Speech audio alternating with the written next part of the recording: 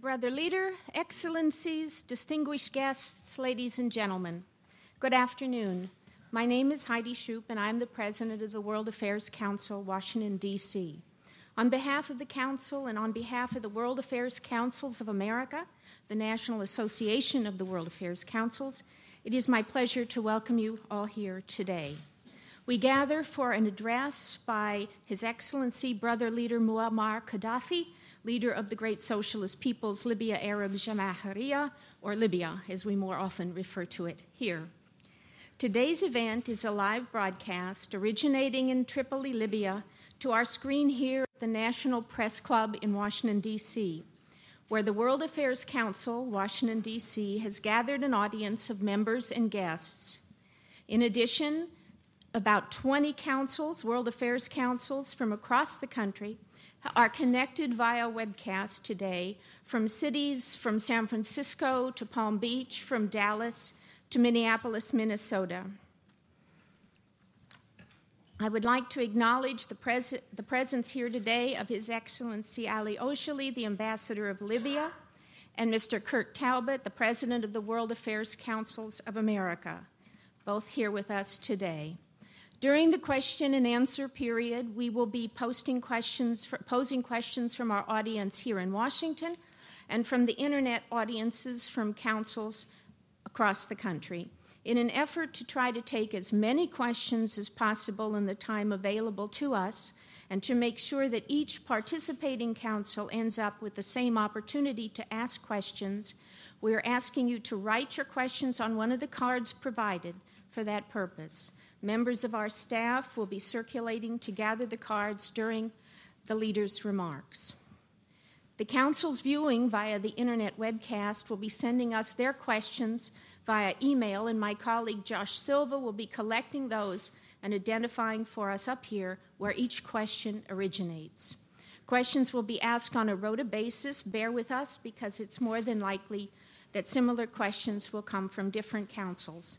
We will do our best to recognize all councils asking a particular question. I have been asked to take just a minute to talk about the World Affairs Council system. Following World War I, when Americans once again turned inward toward renewed isolationism, a group of 141 distinguished American leaders, believing that it was important for Americans to know and understand the world, came together in 1923 and founded the Foreign Policy Association to promote the careful study of all sides of international questions affecting the United States. John Foster Dulles and Eleanor Roosevelt were both among the incorporators. Beginning in the 1940s, this led to World Affairs Councils being established in cities across America. The Washington Council was founded in 1980, and it's just celebrated our 30th anniversary.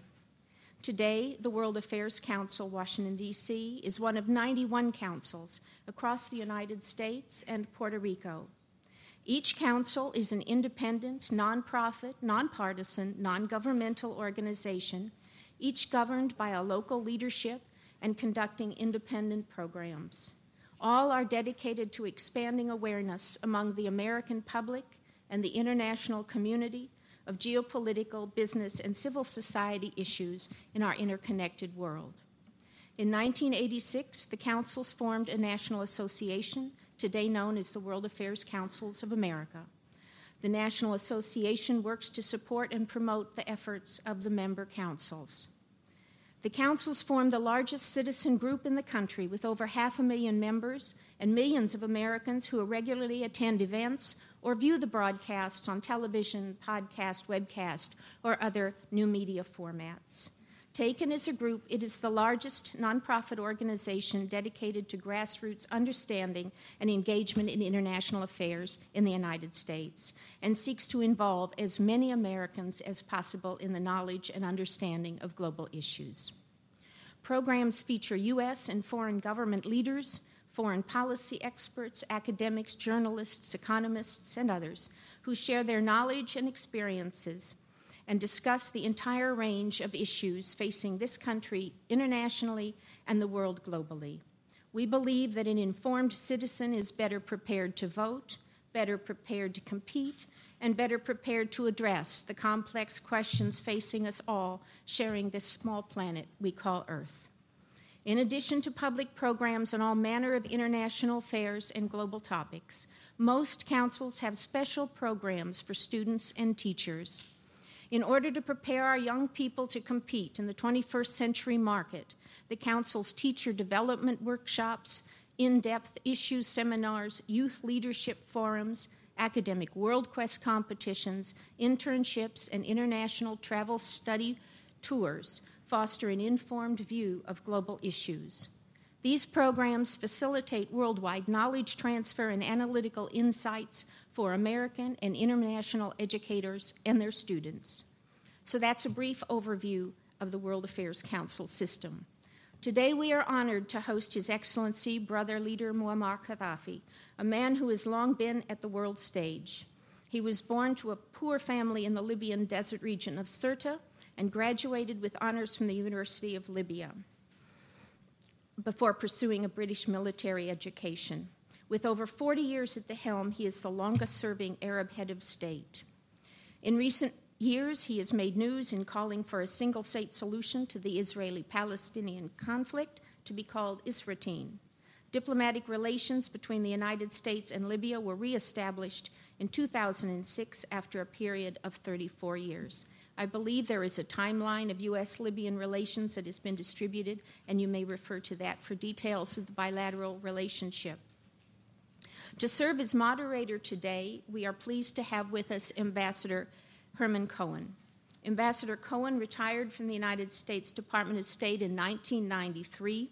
During his distinguished 38-year career with the United States Foreign Service, he served in 5 African countries and twice in France. He was the ambassador to Senegal with dual accreditation, to the Gambia from 1977 to 1980. During his assignments in Washington, he served as Special Assistant to President Ronald Reagan, Principal Deputy Assistant Secretary for Intelligence and Research, and Principal Deputy Assistant Secretary for Personnel. From 1989 to 1993, he served as Assistant Secretary of State for African Affairs under President George Herbert Walker Bush. From 1994 to 1998, under contract to the World Bank, Ambassador Cohen was a senior advisor to the Global Coalition for Africa, an intergovernmental policy forum that works to achieve consensus between donor and African governments on economic policy. In 1994, Ambassador Cohen became the president of Cohen Woods International, an Africa-oriented consulting firm, and is a professorial lecturer at the African Studies Department of the Johns Hopkins University School of Advanced International Studies. Between 1996 and 2002, Mr. Cohen engaged in two-track diplomacy between Libya and the United States and contributed to the normalization of US-Libyan relations. Ambassador Cohen will introduce our distinguished leader, so let's begin. Ladies and gentlemen, please join me in welcoming Ambassador Herman Cohen.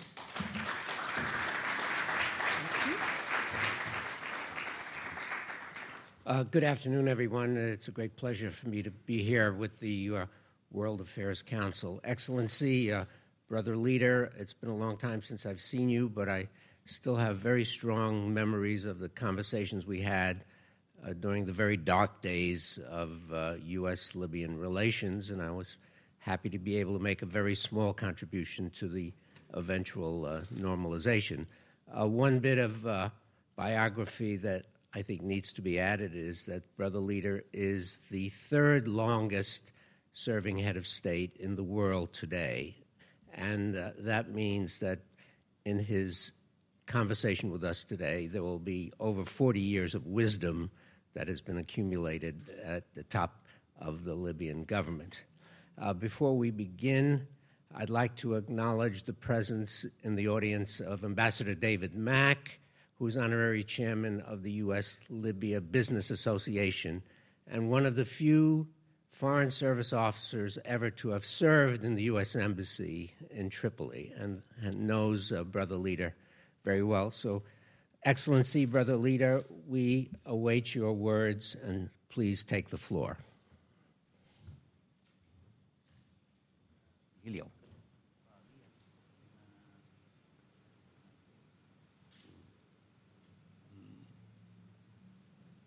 حضرة الأخ القائد تفضل.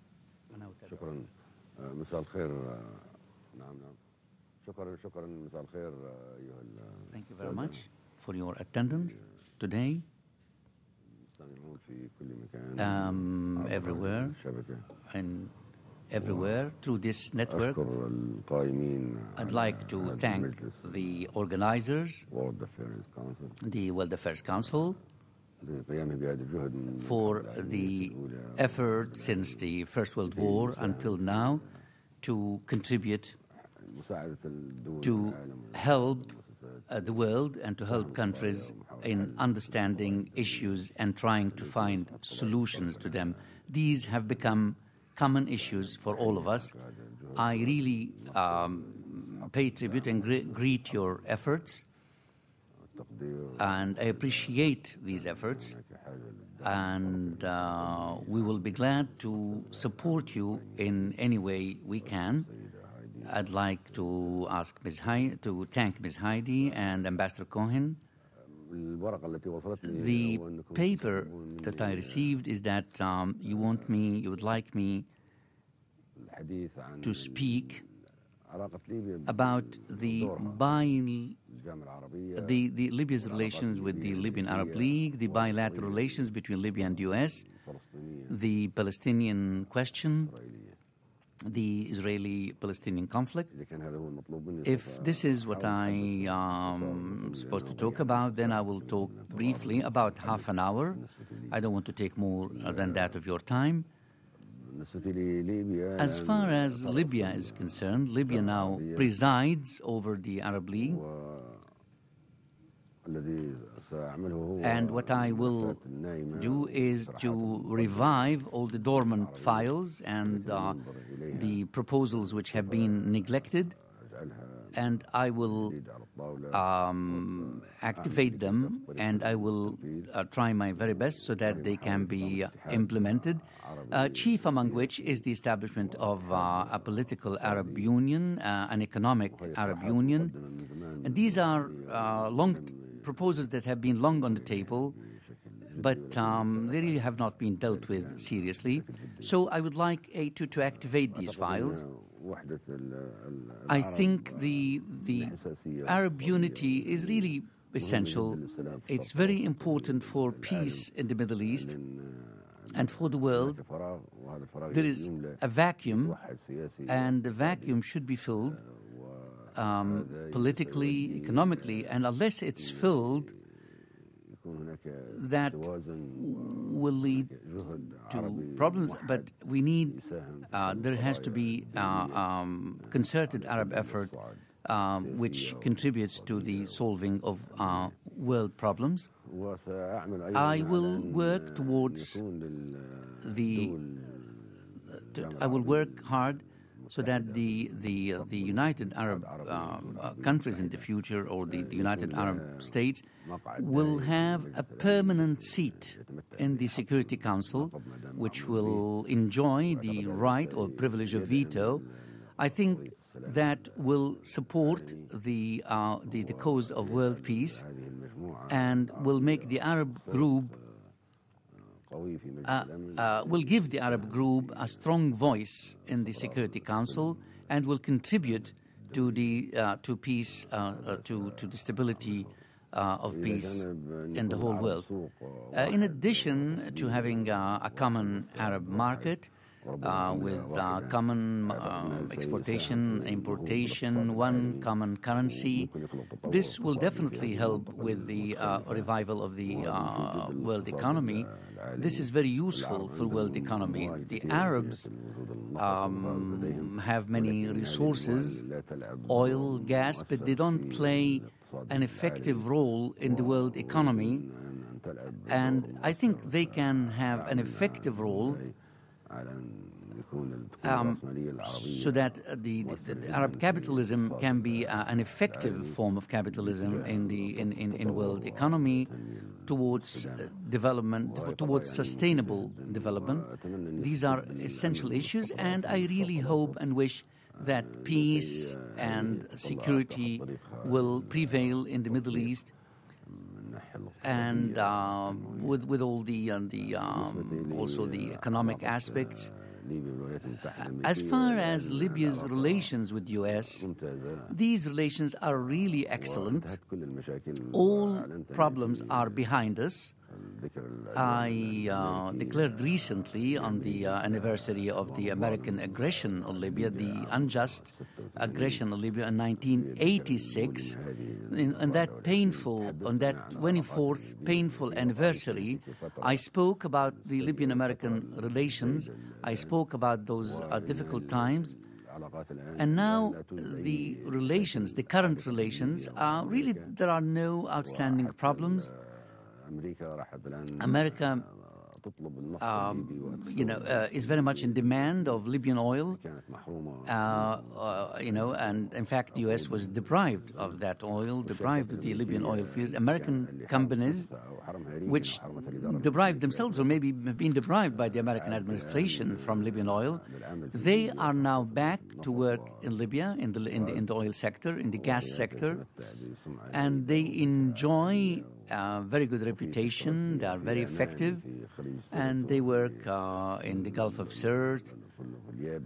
They and in other parts, and where there used to be warships in the Gulf of Sirte, which is Libyan territorial water.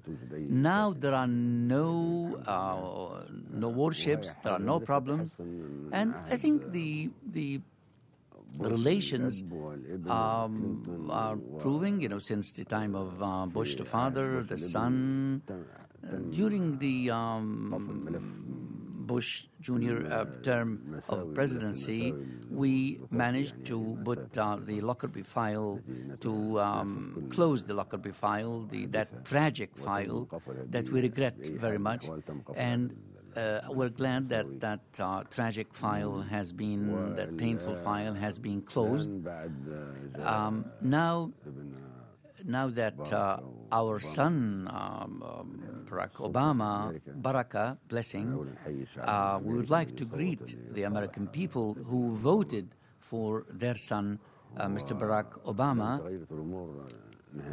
And I think there is a significant change. He is our son. He's from Africa, from an African descent, and he is an American. And I'm sure that he will work for the good of America as an American president. But at the same time, he'll be gaining the friendship of the Arabs and the friendship of Libya for the common interests of those peoples and the United States.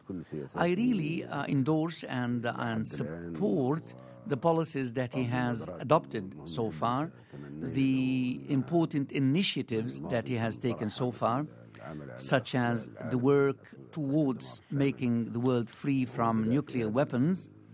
I think he started this program. This needs to be uploaded. He emphasizes that he wishes to have good relations between Libya and America, and that we put all the enmity behind us. Well, we experienced war, we experienced sanctions, boycott, and the loss was colossal, tremendous for both Libya and the U.S. We have learned the lessons of the past. Now we have to take into account that America really has no painful past experiences with Libya, unlike Italy, for example, and which also, again, we reach a settlement with, or we, for example, the experience with France and Algeria, the United Kingdom in Egypt, or the Sudan. The U.S., America, has no colonial past. So there were American bases. There were, in fact, there were the Libyan monarchy requested the establishment of those bases, and then when we asked for them to leave, they in fact abided by our request even before the time that we set for them. This indicates that America has no bad intentions towards Libya, does not seek any aggressive policies towards Libya, and actually has a genuine desire to share with Libya the oil industry and other aspects. We indeed have, we are interested in that. America is a superpower. Well, there was a time when we had to confront the U.S., but I think this is behind us. I believe now we are very comfortable, we are very satisfied with the level of the relations that we have, and we would like also to ask the Arab League to improve in general the the Arab-American relations, and also to reach a solution for the Palestinian problem. The Palestinian people now living in diaspora, their position now resembles that of the Jews when they experienced their own diaspora, when they were scattered all over the world, even during the Roman Empire, etc. Also what they suffered under Hitler, under the Nazis. So I think America morally has to be on the side of the Palestinians being the oppressed, and I think the improvement in the relations between Libya, or rather between the Arabs in general and America, will serve this purpose. The American position towards the Palestinian people is really the cause of the hatred and the Arab street for America, for the United States. America did not colonialize the Arab world, but for this reason, for its unconditional support for Israel, this is the reason why there is resentment. This leads us to the third issue, which you asked me to talk about, and that is the Palestinian question, the Palestinian-Israeli conflict. I presented a solution in my white book, which entitled Isra'Tin or Isra'Tine. I think this is a historical, a final solution. All other promises, all other initiatives that we were hoping that they would work, they all failed. The one-state solution is based on facts, is based on reality, is based on realistic grounds. Now they are de facto one state. They live in one state, the Israelis and the Palestinians, the Jews and the Palestinians. So the Palestinians who were chased from their land, they should go back to their lands, and the Israeli nuclear arsenal should also be dismantled because it constitutes a threat. It's a threat to peace in the Middle East. The removal of the Israeli nuclear arsenal is a must. The one state is there on the ground. The Palestinians and the Israelis, they live inside the so-called Israel. They also live on the West Bank. They live in the settlements, call them what you may, But anyhow, they actually live together. The Palestinian workers, actually the ones who run the Israeli factories, and because the Israelis need services, sometimes some Palestinians may even serve on the Israeli security agencies. Maybe we can have a model similar to Lebanon. In Lebanon, there are Muslims, there are Christians, there are Jews, Arabs, non-Arabs, but it is an Arab state. It is a member of the Arab League, and it does not constitute any danger. So this is a model. This is a model for the Palestinian state, for a state. In other words, a one state in which there is no discrimination between Palestinians or Israelis, Muslims, Christians, Jews. Why? Why is this discrimination? Why is this on the basis of race, on the basis of religion? These are old-fashioned ideas from the times of Begin, Sharon, the old guard. These were the ideas. But I think the younger generation, the Arab youth, the Israeli youth, They want to live together. The Arab capital, the Israeli capital can actually cooperate without wars. It is in their interest that they live together. But this depends on the return of the Palestinians who were expelled from their lands in 1948. There are about 1 million Palestinians in Lebanon who look to forward to go back to their land. All of them must return. There's 500,000 Palestinians in Syria. They have the right to go back to their homeland. There are thousands and thousands of Palestinians in Libya, in Egypt, in the Gulf.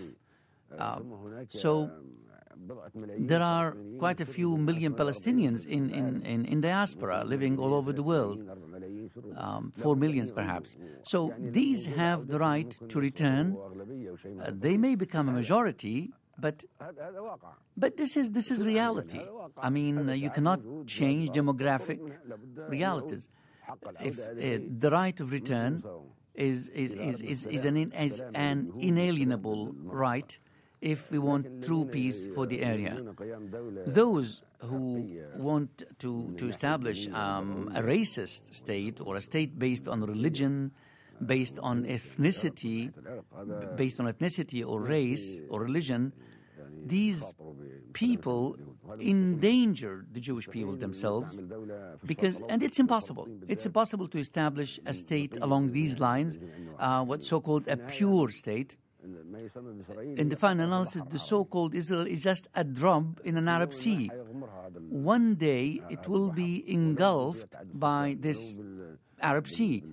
So somehow, through integration, through peaceful means, it's inevitable. It's inevitable. So there is no possibility for establishing a religious state. Are we going to divide the world along religious lines? Muslims will have states, their own states, Christians, Protestants, Catholics, Jews, Hindus, and then atheists. So how can we divide the world along these lines? This is ridiculous. This is really impossible. These are old-fashioned ideas which have only brought destruction to the area and have brought misery to the Jewish people.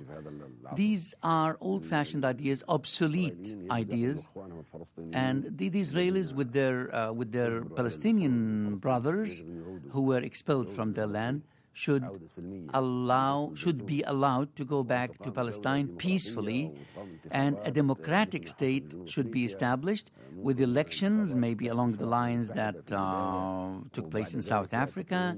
It becomes a member of the United Nations. Then maybe first under the supervision of the UN. Then the president can be a Muslim, can be a Christian, can be a Jew. Politically, this is not a person's religion should not be the determining factor. For example, you examine a black man to be the head of this is democracy. Maybe of an Arab descent, maybe of an African descent, maybe of a Muslim descent, his forefathers. But you said here in the US, the way you perceive things, you said Barack Obama is a good person, is a democratic person who has the qualifications, the right qualification to preside over the US.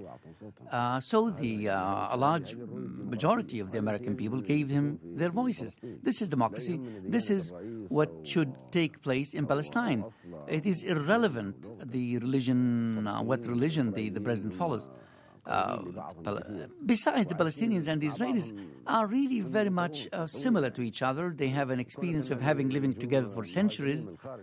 The fact that immigrants come from abroad and say, okay, this is our land, and then you expel those who have been there for hundreds and thousands of years, for millennia, this is pure injustice. If we establish this democratic state and if we get rid of the weapons of mass destruction, peace will prevail, and all this headache, all this pain, all this hatred between the Arabs, the Arab street and the United States will become a thing of the past. Why? Why is this confrontation? Why support a state which in the final sense is not viable?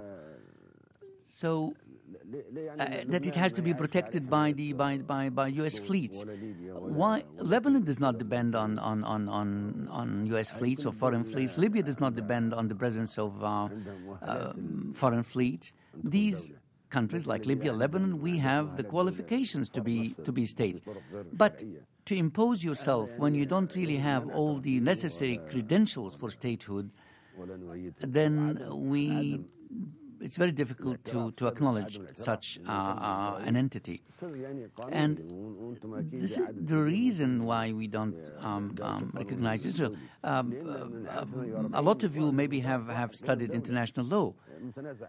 In 1948, a state was established. One side declared it to be his state, said, this is my state. Now, this is not valid from the point of view of international law. This resembles Cyprus to some extent. Why the Turkish Cyprus Republic has not been recognized except by Turkey, because it belongs to both the Cypriot Turks and the Greek Cypriots. So such a state cannot be recognized. It's similar with Israel. The Israelis unilaterally declared their state on disputed territory, and this is the reason why we don't recognize it. The recognition or lack of recognition depends on finding a solution. I mean, when we are asked to recognize Israel, say, okay, why don't they recognize the right of the Palestinians? So there is a problem, and once the problem has been resolved, the question will become legitimate. We will say, okay, we will recognize such a state when the Palestinians are accepted back in their homeland.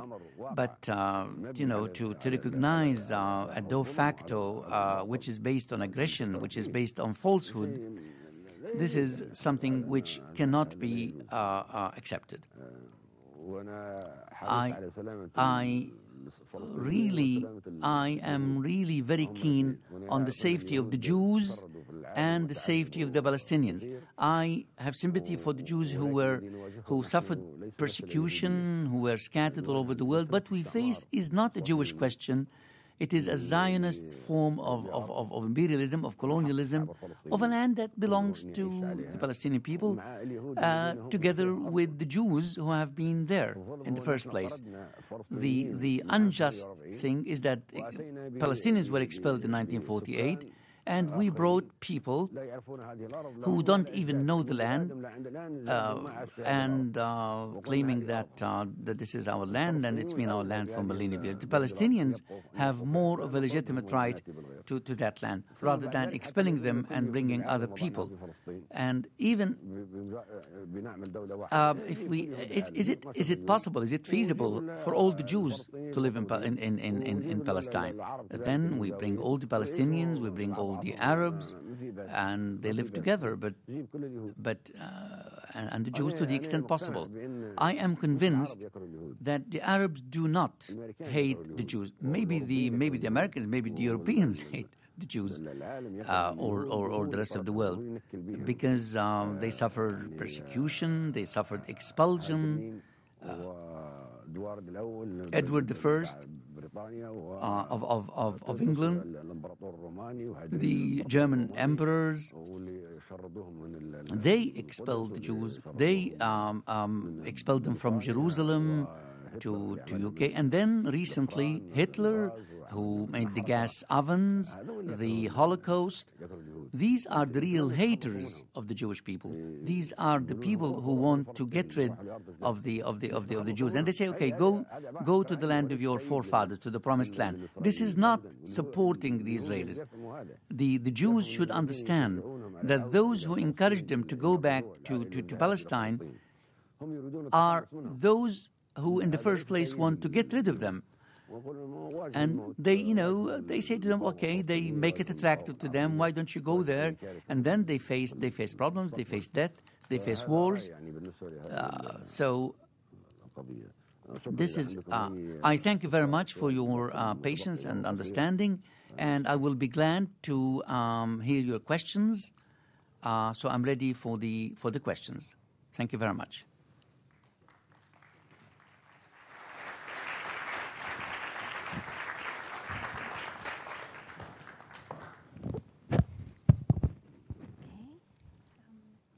Do we have some questions to start with?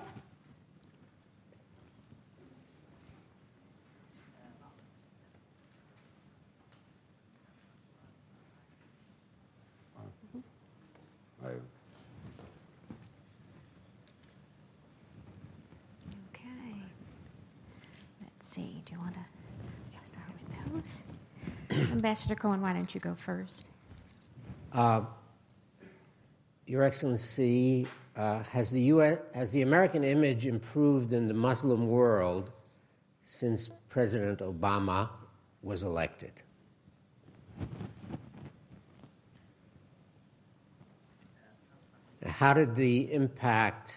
What was the impact of President Obama's decision to send more troops to Afghanistan and to press for sanctions on Iran? What was the impact of America's image in the Muslim world for those actions?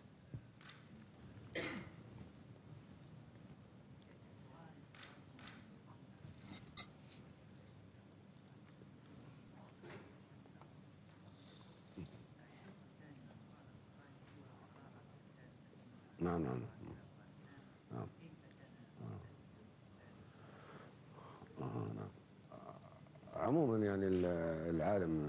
In general, the Muslim world welcomed very much the arrival of Obama to the presidency, because the ordinary citizen knows that President Obama is a youth of an African descent. His family, he comes originally from a Muslim family, maybe even of an Arab origin. So he was really very much, the Arab world was very happy, actually, and also being a black American. So this was welcomed very much in the Muslim and Arab world. And at least psychologically, it was very useful. It was very beneficial to see an American president who has such a background, regardless of the future development. However, his statements concerning the Muslim world, Africa, his statements, his positions in general are popular and accepted, and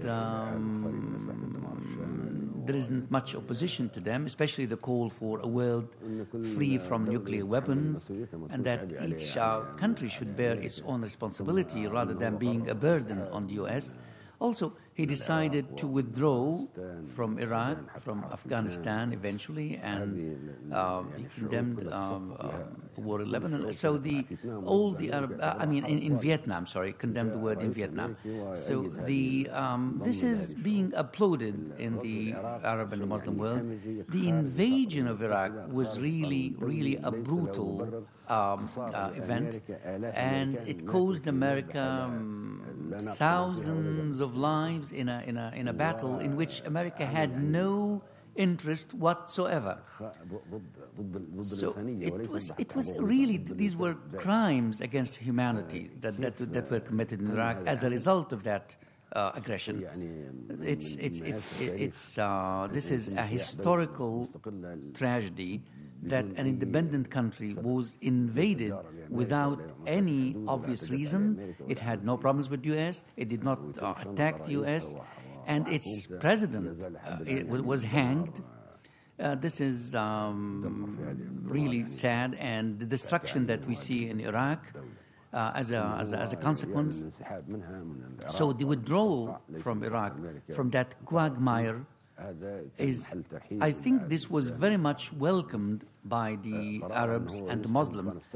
His decision to send troops to Afghanistan, anyhow, his position is to help Afghanistan and the Afghanis fight for themselves, I think, is the aspect which is welcomed. But as far as sending troops to Afghanistan, I was asked by a university in Japan, I had a lecture via satellite, and I was asked this question by the Japanese university, my opinion on the sending of more troops, forces to Afghanistan. Also, the same question was raised by Moscow, by the Radio Moscow, and the same answer I gave, and that is the most important thing is that the decision to withdraw from Afghanistan has been taken.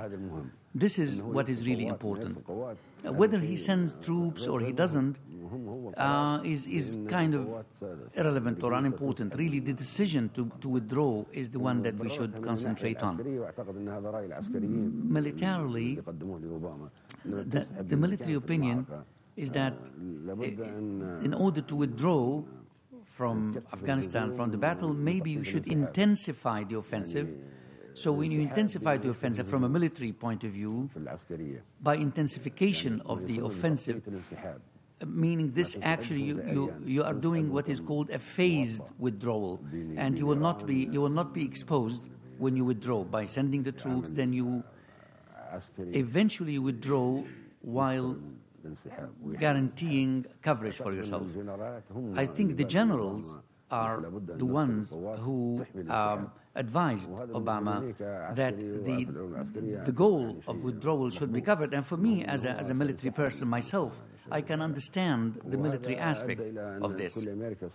And this, in general, I think has given America good reputation in the Muslim world. As far as terrorism is concerned, this is really a world problem. America is not solely responsible for the fight against terrorism. We are all responsible for fighting it, and we are all victims of terrorism. Thank you, Excellency. There's a question from Philadelphia, from the Philadelphia Council, from a teenager, a high school student, and his question relates to Africa. Do you think there will ever be a United States of Africa? His name is Sean Carr.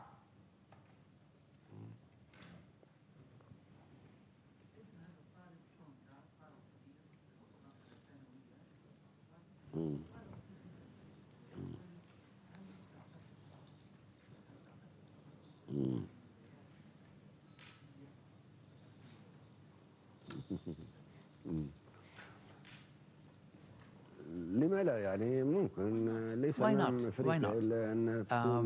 Africa has, this is a legitimate choice for Africa, and Africa has certain similarities with the U.S., and I think eventually they can establish their own United States of Africa. It's good for world stability.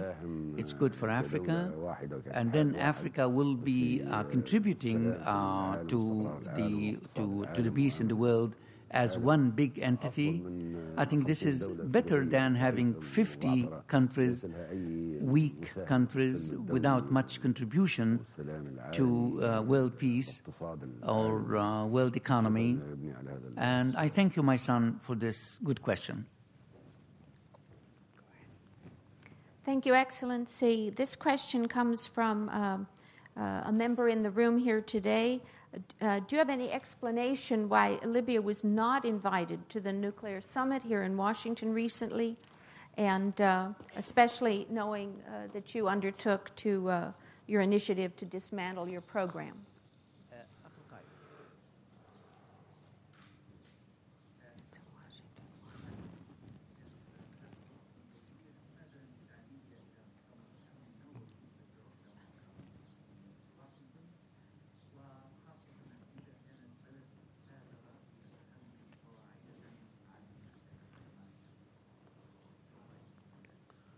طبعا عدم دعوة ليبيا يعني يعتبر خطأ. Indeed, it was a mistake. It was a political blunder, a political mistake not to invite Libya.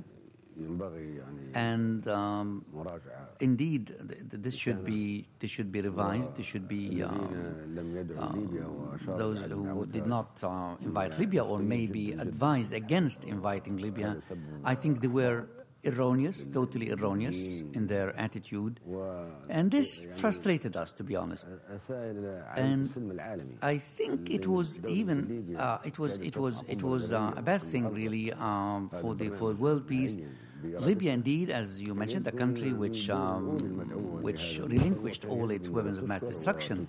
I mean, Libya should have been invited, should have been thanked, should have been rewarded. In fact, we have not been rewarded at all, and in that recent conference, we were not even invited. This is really not useful for world peace. And it's not useful for the disarmament of weapons of mass destruction, and also it does not encourage other countries to follow suit, to follow the Libyan example, in other words. I really would like to express my strong regret for not having invited Libya to that conference, and those who were responsible for that mistake should rethink and should revise their position. They should rethink it, quite honestly. Leader, during your remarks, you spoke about the interests of U.S. business in Libya. We have a question from this audience from Mr. Chuck Dietrich of the US-Libya Business Association. He says, our organization focuses on facilitating business and investment between the U.S. and Libya. We are interested in your vision for Libya's economic progress. Which commercial sectors can United States companies best contribute to Libya's growth and strengthen our commercial and cultural ties?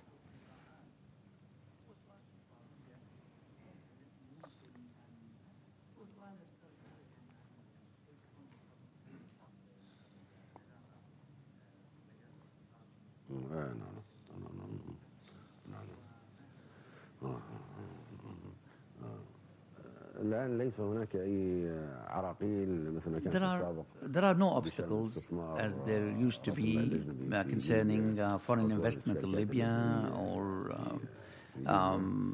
for any companies. Libya is very confident. It's very confident that it is very effective in the economic arena. It has oil, it has gas, and Libya is rebuilding itself. Now, after 40 years, we need to rebuild our roads, to modernize them, to have railroads, maybe from Tunisia to Egypt, and maybe we go even into Africa, electricity grids. Now we built a lot of houses, but we need to establish and build new cities, ports, harbors for exportation to Africa, and exportation and importation to Africa, also from Europe to Africa. Libya has a coastline on the Mediterranean of about 2,000 kilometers. It's the longest southern Mediterranean coast. So the fields for investment in Libya are widely open, and there are possibilities. There are opportunities using, the peaceful uses of the atomic energy. Those who want to invest in atomic energy for useful purposes, they can also have opportunities in Libya. So the door is really open to investment. Libya is a peaceful country, no civil wars, no coup d'etats, no explosions, no terrorism, no Qaeda. We are a very peaceful country, and the people exercise their authority via the basic people's congresses, the general people's committees. There is no struggle over power in Libya. People rule themselves directly through the Jamahiri system, the state of the masses. And if you want to verify this, you are welcome to come to Libya and see for yourselves. We don't need to elect anyone to rule us, to govern us. The people are there and they rule themselves, they govern themselves. This has actually created and given Libya a lot of stability, which is conducive to foreign investment. The door is open. The door is open. Thank you, Excellency. Here's two questions, actually, that are very similar, so I'll read them together. One is from a guest here in Washington, and a very similar question came in from the Philadelphia, Pennsylvania Council. And the first is to commend you and Libya for abandoning the weapons of mass destruction programs, which was carried out under your leadership. The question is, do you have any advice on what we can do to inspire other countries that are building or engaging in a weapons of mass destruction program to follow your lead and abandon those programs? And the Philadelphia Council's question was particularly focused on Iran.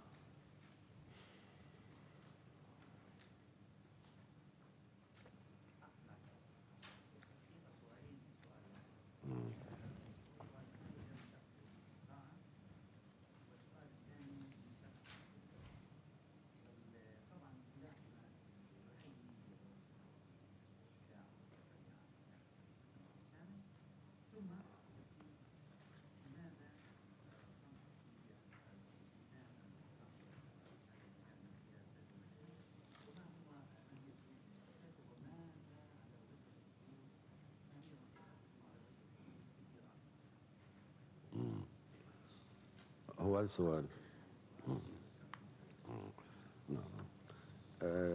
طبعا نحن طلب منا هذا عدة مرات. This was raised several times from America, Europe, that we approached the Iranians, the North Koreans, that they do not follow this course, the course of nuclear armament. You see, the problem is that Libya has not been compensated for its good deed. Therefore, the Libyan example is not attractive to them, because Libya has not made any big gains. For example, using the nuclear energy for peaceful purposes. Maybe we need help from America, from Europe, to come and help us harness the nuclear power, the atomic power, for peaceful purposes, so that we no longer make nuclear arms, but we make nuclear plants for producing, generating electricity, other peaceful uses. You know, if other countries see that Europe and the United States come to Libya and help it with that, they will see, okay, Libya is gaining from its position. And you see now, I mean, we were not even invited to the nuclear security conference. So we really don't have much of a strong argument that we can use with Iran or North Korea and say to them, look, you should avoid this dangerous path, even though we are in principle against that. But, and we would like to convince them not to. But Iran in particular, Iran in fact until now has not declared that it would manufacture an atomic weapon. It says that it will use enriched uranium for useful purposes. Iran, it said that, well, why am I denied the right to enrich uranium? This is not forbidden. This is not prohibited. So basically the Iranian project project is for the enrichment of uranium, and maybe they're using it for peaceful purposes. In fact, Iran never declared that they are manufacturing a nuclear weapon. So they're saying that we have a peaceful program. Iran itself never declared that, and I think it was subjected to inspection, and there was no conclusive proof that it was in the path of manufacturing a weapon. So we should remember the example of Iraq. Iraq was accused of possessing weapons of mass destruction, which were elusive. They were never there. And that led to the disastrous war. That, in the final analysis, it was clear that those weapons were never there. Maybe Iran will be the next victim. So, at the same time, why don't we subject the Israeli nuclear installations to inspection in Dimona, in other places? This is a strong argument for Iran, for Syria, for Egypt. Why are the Israelis allowed to possess nuclear arms, whereas others are denied this right? This is a very strong argument that we can raise. Why not inspect Dimona? Why not? Why doesn't Israel disarm? Why doesn't Israel discard? Remove its nuclear weapons? Thank you. Excellency, we have a question from a member in Washington, D.C., who is interested in your views on the role of women in Libyan society. And the question is as follows. Having read your book, I was surprised to read the section on women, where you assigned women, in quotation marks, the role of reproducer, and encouraged efforts to prevent women from being coerced into male vocations. Could you please elaborate on that statement?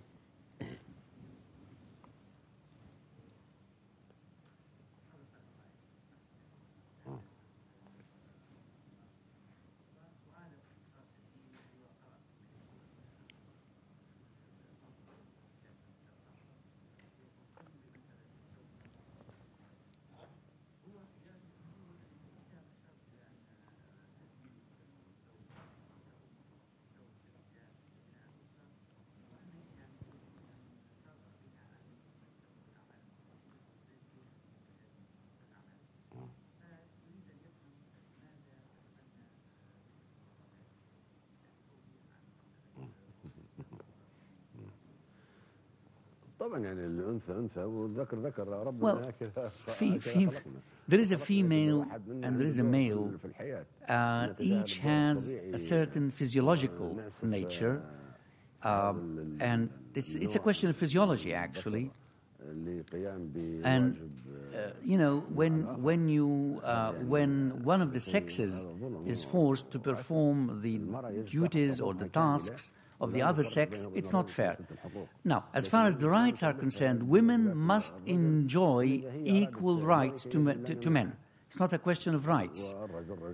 It's just a question of division of labor between men and women. But as a human beings, they are equal, perfectly equal. But the fact that this is a male, this is a female, this is a biological matter which places certain limits on the sexes. But as far as the rights are concerned, I think we've taken up enough time, and besides, I waited half an hour before you started, so I think we've taken up a lot of time.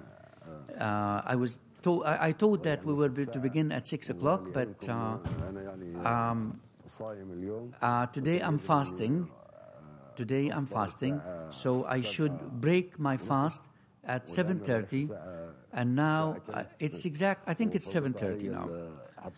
So, and I need to pray al-Maghrib, and I need to break my fast. It's 7:30 now there. So,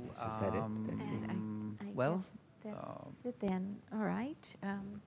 Well, Excellency, thank you very much. We learned a great deal today, and we want to thank you for taking the time to come and visit with the World Affairs Councils of the United States. And we hope this will not be your last visit with us, and that we will see you very soon in the future. Thank you again. Inshallah. Thank you.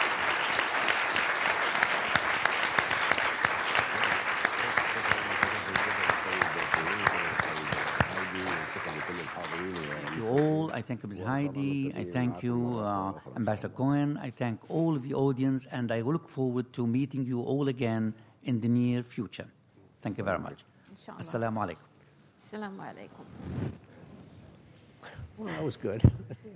Well, thank you all for coming. I believe we have a small luncheon outside, and thanks again to the World Affairs Council of America and the National Press Club.